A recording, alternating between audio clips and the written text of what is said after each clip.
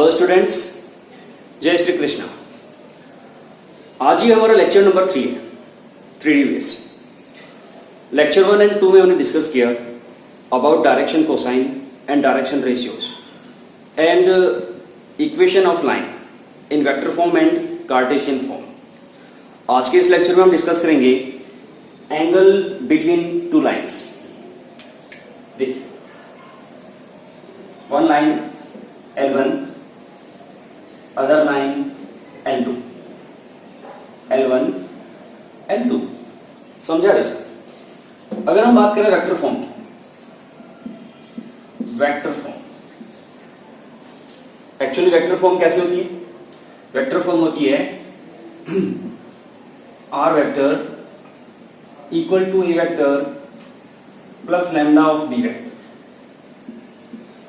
ऐसे होती है। किसी भी लाइन की जो इक्वेशन होती है वहां से हमें जिन पैरामीटर्स की रिक्वायरमेंट है उनको एक्सट्रैक्ट करना आना चाहिए। देखिए, वेक्टर फॉर्म और कार्टेशियन फॉर्म दोनों के लिए हमें दो पैरामीटर्स की रिक्वायरमेंट होती है। एक तो हम देख पा रहे हैं कि ये ए वेक्टर जो कि एक फिक्स पॉइंट है। जैसे अगर ये लाइन L1 है, सपोज हमारी दो लाइन हम ले लेते हैं L1 something A1 vector plus lambda B1 vector and L2 vector A2 vector plus lambda B2 vector.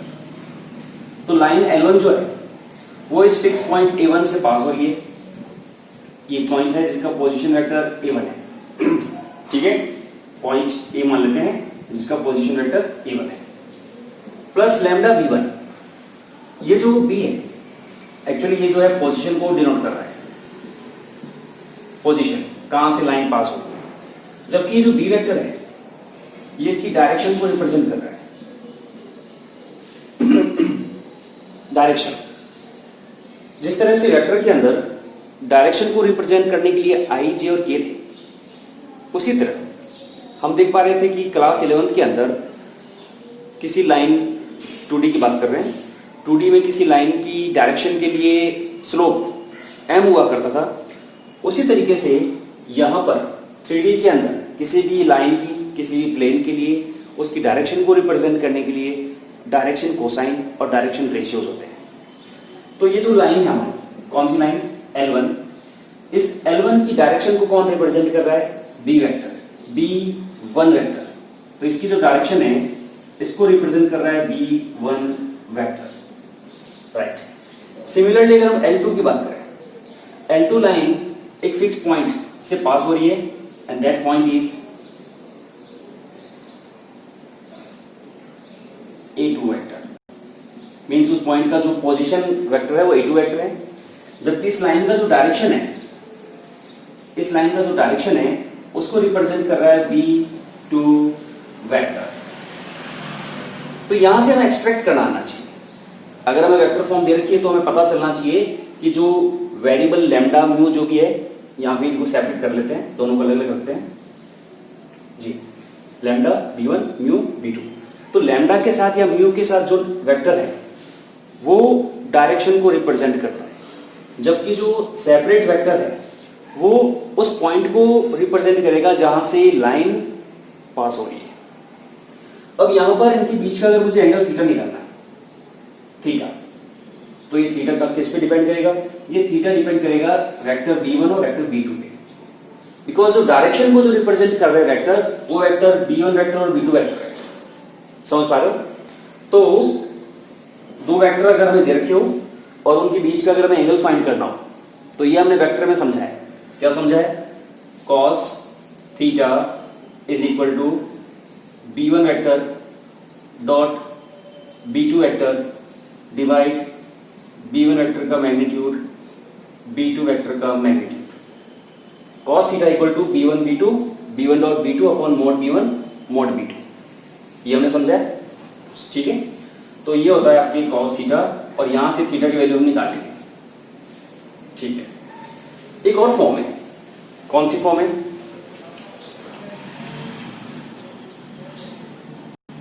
Cartesian form. Cartesian form में क्या होता है भाई? इसकी जनरल अगर इक्वेशन निकालें तो something x1 minus x1 upon A, y minus y1 upon B, z minus z1 upon C, कुछ ऐसा होता है। और यहां से जिन पैरामीटर्स की हमें रिक्वायरमेंट है उनको अगर हम यहां से एक्सट्रैक्ट करें तो डिवाइड में जो एबीसी होते हैं ये डायरेक्शन रेशियो और डायरेक्शन कोसाइन दोनों में से कुछ भी हो सकता है लाइन के लिए, जो कि लाइन की डायरेक्शन को रिप्रेजेंट करेंगे। जबकि minus x1 minus x2 minus z1, ये x1 x2 y1 और z1 जो है ये उस पॉइंट के कोऑर्डिनेट्स होंगे या उस पॉइंट की पोजीशन वेक्टर को डिनोट करेंगे जहां से लाइन पास होगी।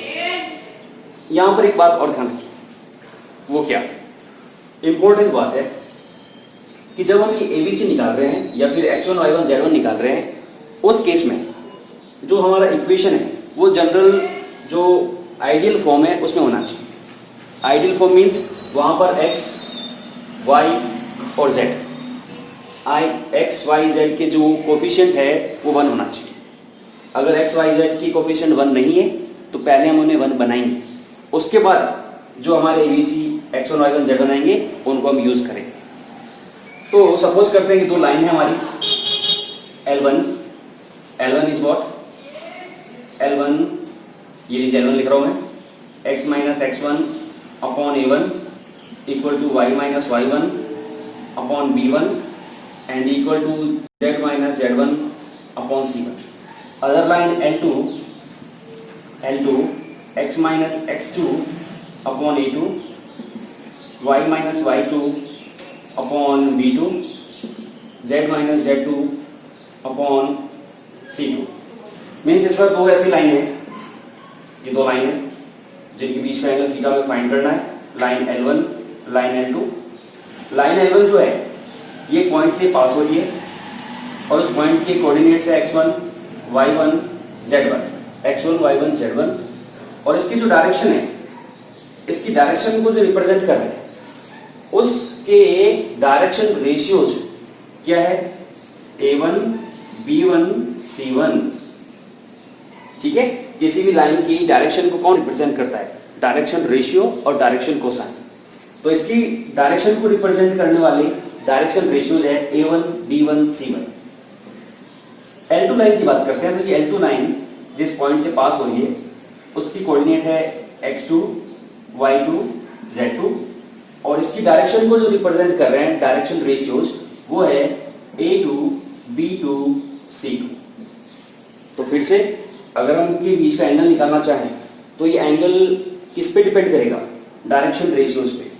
पॉइंट से कोई मतलब नहीं, पॉइंट्स तो खूब सारे आ सकते हैं लेकिन डायरेक्शन एक ही आएगी। तो इनके बीच का जो एंगल आएगा गाइस वो कुछ इस तरह से आएगा, cos theta is equal to a1 a2 plus b1 b2 plus c1 c2 divide a1 square plus b1 square plus c1 square and root a2 square plus b2 square plus c2 square. ये same, ये दोनों same जो है हमने vector में भी discuss किया है। जब लाइन का वेक्टर फॉर्म दे रखा होता है ना, तो ऐसे, और अगर कंपोनेंट फॉर्म दे रखा है तो हम इस तरीके से फाइंड करते हैं। ठीक है, तो पहले आप पॉज करके इसे नोट कीजिए, ठीक है, उसके बाद हम कुछ और डिस्कस करते हैं। डिस्कस करते हैं दो क्वेश्चन। फर्स्ट क्वेश्चन जो है वो कार्टेशियन फॉर्म में इक्वेशन दे रखी है, सेकंड क्वेश्चन के अंदर वेक्टर फॉर्म दे रखी है और हमें लाइंस के बीच का एंगल फाइंड करना है। देखिए सॉल्यूशन ऑफ वन,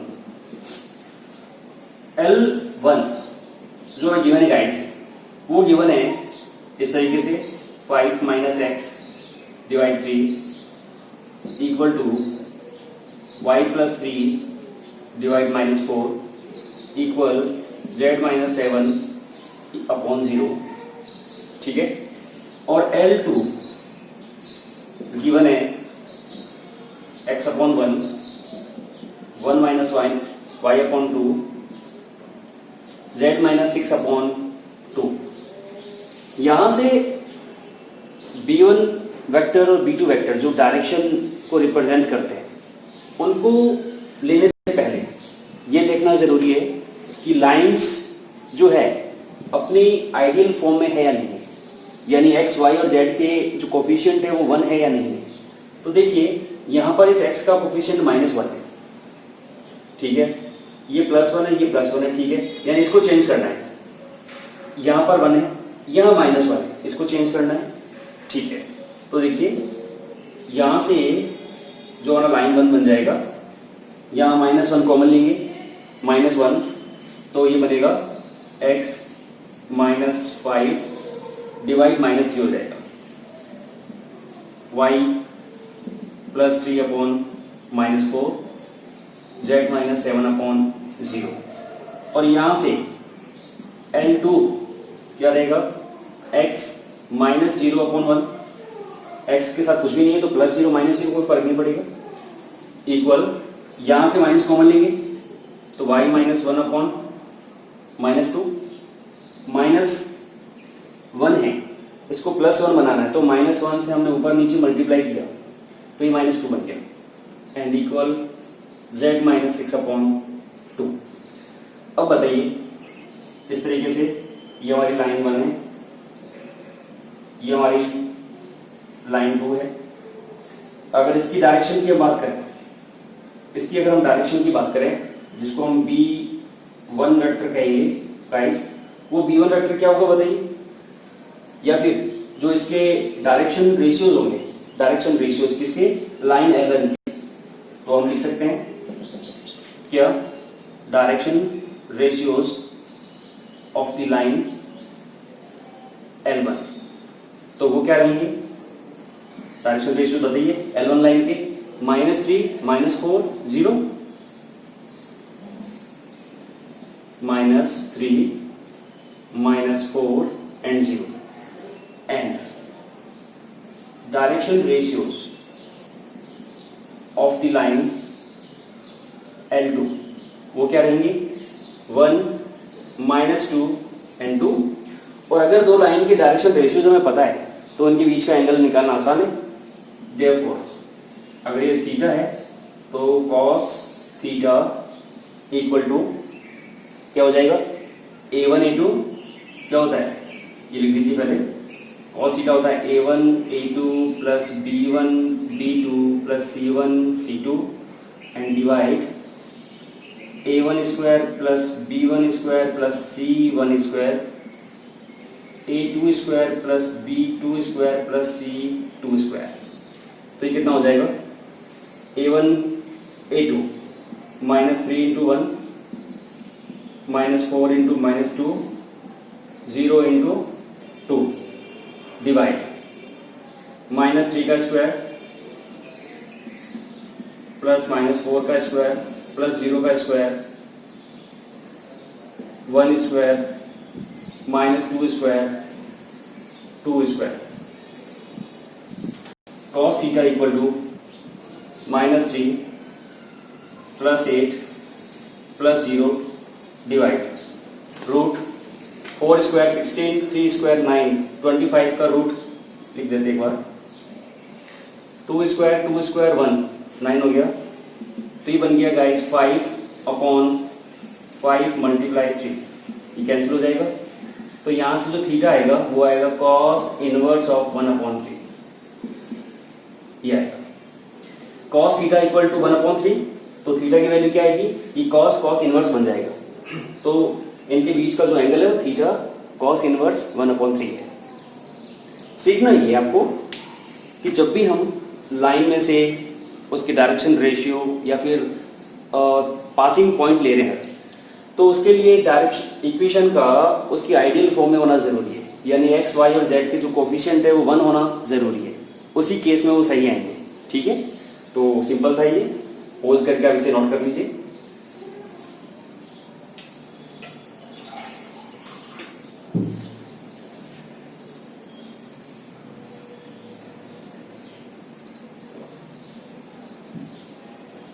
डिस्कस करते हैं सेकंड क्वेश्चन।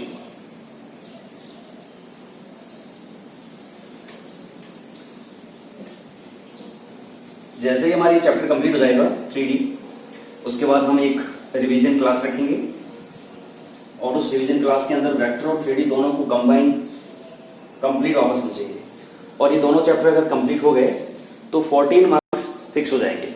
साथ ही जो भी कंपटीशन एग्जाम होते हैं जेई एडवांस मेंस वगैरह, तो वहां पर भी यहाँ से क्वेश्चंस काफी अच्छे आते हैं। देखिए सेकंड क्वेश्चन को, find the angle between line this and this. तो गाइस इस बार में लाइन वन की अगर बात करें तो दे रखी है R vector equal to 2i minus 5j plus K plus lambda of 3i plus 2j plus 6k, and second line L2 r vector equal 7i minus 6j okay plus mu times i plus 2j plus 2k। तो यहां पर ये vector form के अंदर ideal form में दे रखा है, vector a plus lambda B vector, vector a plus mu B vector. ठीक है, अगर यहां से दोनों इक्वेशन के लिए इनके पैरामीटर्स यानी कौन से पॉइंट से ये पास हो रहे हैं, कौन सी लाइन की पैरेलल है, उसको डिस्कस करें तो लाइन L1 जो है वो एक पॉइंट ए वेक्टर जिसका पोजीशन वेक्टर है 2i माइनस 5j प्लस के, यानी अगर हम यहाँ से उस पॉइंट की कोऑर्डिनेट्स फाइंड करना चाहें तो क्या आएंगे 2 माइनस 5 1। इस पॉइंट से ये लाइन पास हो रही है, और ये लाइन कहाँ से पास हो रही है बताइए, 7 माइनस 6 0। ठीक है, इस लाइन के लिए इसकी डायरेक्शन को रिप्रेजेंट करने के लिए जो वेक्टर है b1 वेक्टर वो ये वाला है, और इसके लिए ये वाला है। तो देखिए हियर b1 वेक्टर कितना है 3i plus 2j plus 6k, and b2 vector i plus 2j plus 2k। समझ में आ रहा होगा ये आपको? ठीक है, तो cos थीटा की जो फॉर्मूले में वैल्यू रखनी है फिर वो b1 vector dot b2 vector and divide b1 का मैग्नीट्यूड b2 का magnitude. So cos theta equal to 3i plus 2j plus 6k dot i plus 2j plus 2k divide b1 जो वेक्टर है इसका magnitude कैसे निकालेंगे, 3 square 2 square 6 square, और इसका magnitude 1 square 2 square 2 square. Vectors का dot product i से i का, j से j का और k से k का, अदर सारे जीरोज हो जाएंगे। 3 1 जा 3, 2 2 जा 4, 6 2 जा 12 divide 3 square 9, 36 40 49 root 49 root 9 4 16 19 divide में 7 एंड 3 7 है ना, 7 3 जा 21। ठीक है, तो थीटा की जो वैल्यू आएगी फाइनली वो आएगा cos इनवर्स ऑफ 19/21।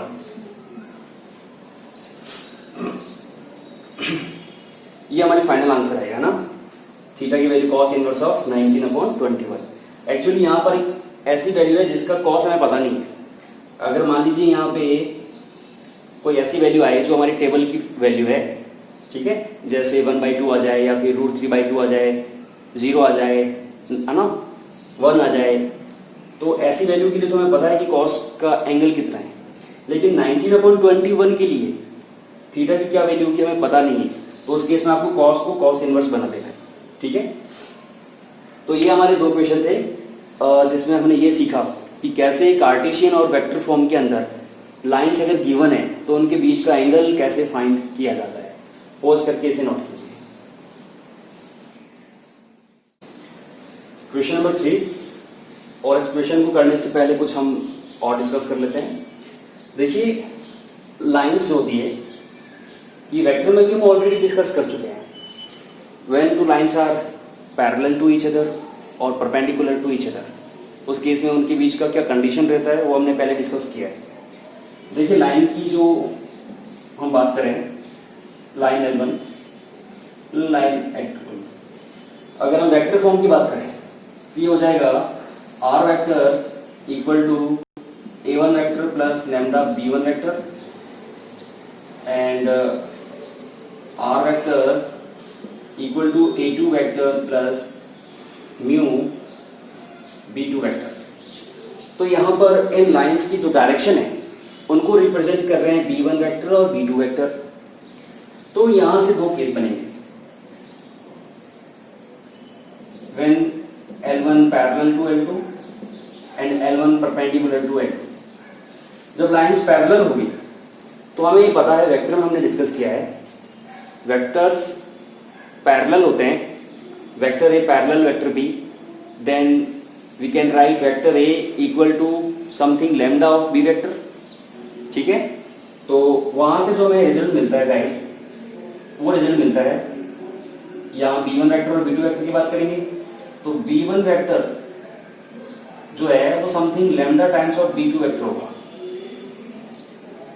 ठीक है, और जब हम यहाँ पे B1 और B2 वेक्टर के जो I, J और K के जो कोफिशिएंट होंगे उनको कंपेयर करेंगे तो वहां से जो हमें रिजल्ट मिलेगा वो मिलेगा A1 अपॉन,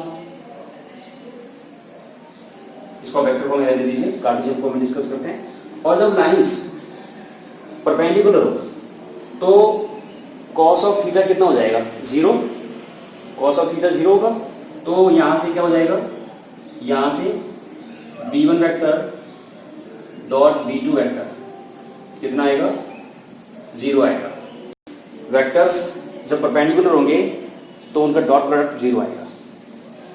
अगर हम बात करते हैं कार्टेशियन फॉर्म की, L1 x minus x1 upon a, y minus y1 upon b, z minus z1 upon c, L2 x minus x2 upon a1 ले लेते हैं इनको, a2 y minus y2 upon b2 and z minus z1 z2 upon c2। तो यहाँ in line L1 और L2 को, इनकी direction को जो रिप्रेजेंट कर रहे हैं वो direction ratios A1 B1 C1 A2 B2 C2 है।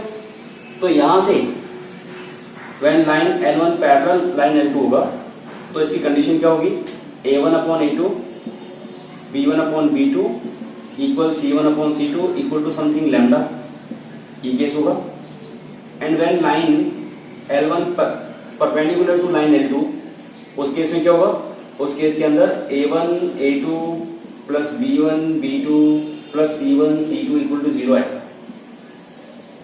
या फिर हम ये भी कह सकते हैं कि अगर यही डायरेक्शन कोसाइन होते तो क्या हो जाता, बताइए, L1 upon L2 equal to M1 upon M2 equal to N1 upon N2, और यहाँ L1 L2 plus M1 M2 plus N1 N2 equal to 0। तो ये हम डिस्कस कर चुके हैं वेक्टर के अंदर। ठीक है, चलिए डिस्कस करते हैं हमारा क्वेश्चन। उससे पहले आप इसे पॉज करके नोट कर लीजिएगा।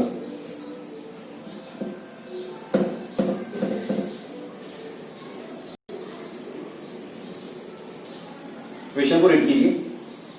क्वेश्चन कह रहा है, line this and this are mutually perpendicular, then find value of k। Cartesian form में दो इक्वेशन दे रखी है। ठीक है, L1 की अगर हम बात करें, L1 x minus 1 upon minus 3 y minus 2 upon 2k z minus 3 upon 2, और L2 x minus 1 upon 3k